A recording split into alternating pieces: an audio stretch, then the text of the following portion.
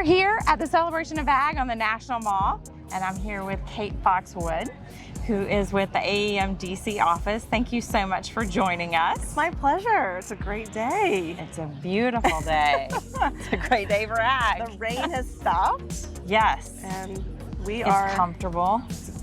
Well, for now. For now. Well, I just wanted to kind of catch up with you. We're halfway through the year. I can't believe it. I know. Where did it go? But I'm really curious, what bipartisan issues is AEM going to push for in the remainder of the year?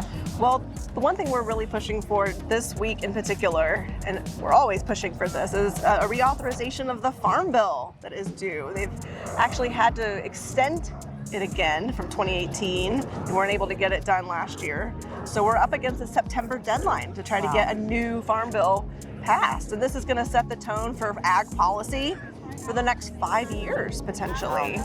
So we're talking to policymakers, anybody who will listen, frankly, about the need to get something done in a timely manner, in a bipartisan manner. And that's really our big focus, at least right now. Okay. I know a few years ago you guys did a great job in getting the infrastructure bill passed.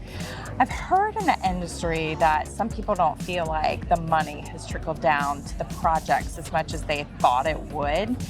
Is that just a perception? Is it a correct perception, or are there other obstacles for this money trickling down? I don't think it's a perception at all. I think what you're talking about is a massive source of funding that needs to accurately get down to projects in a way that is not wasteful, that is not, spent, in a way that we have another bridge to nowhere. Do you remember that story, right?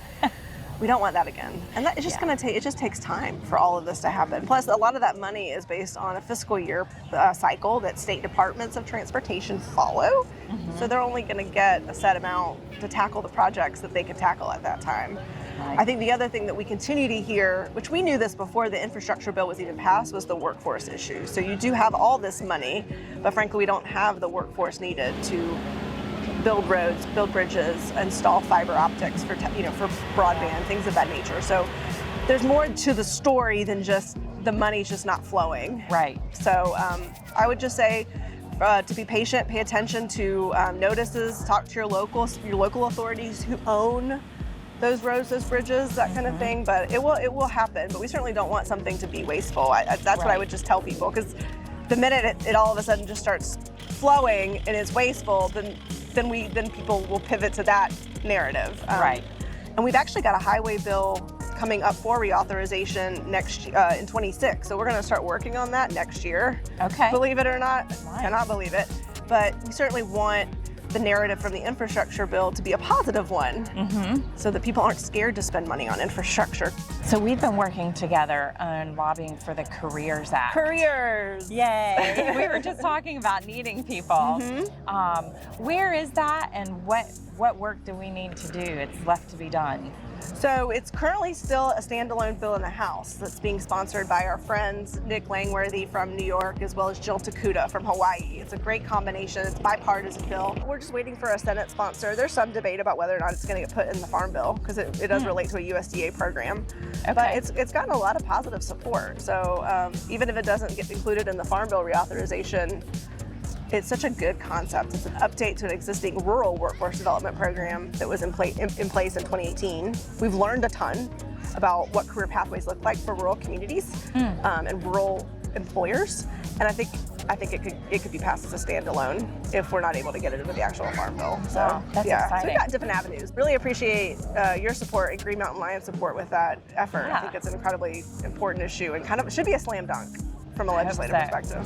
So this is the third celebration on the On the National Mall. Exactly. So what is the overall goal of this event, and how has it evolved since it first started? The evolution of this is quite a story. We attempted to put it together in 2020, but COVID postponed those plans. Right. Naturally. Then we went back after it again in 2021. And again, the world wasn't quite ready for mass gatherings at that point.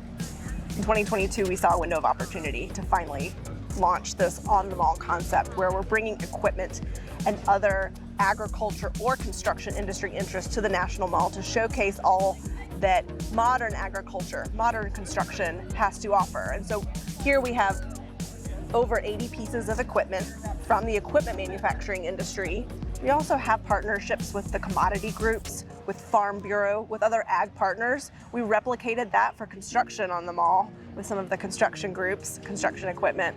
And our main goal, not to say that this next goal isn't important, but the main goal is what I'm talking about, talking to policymakers, talking to regulators, showing the equipment. There's a storytelling that is so much more effective when you're looking at a combine or a tractor or a milking cluster, for example, that you just can't get in an office. And so just having that backdrop really puts a fine point on some of the issues that we're trying to raise.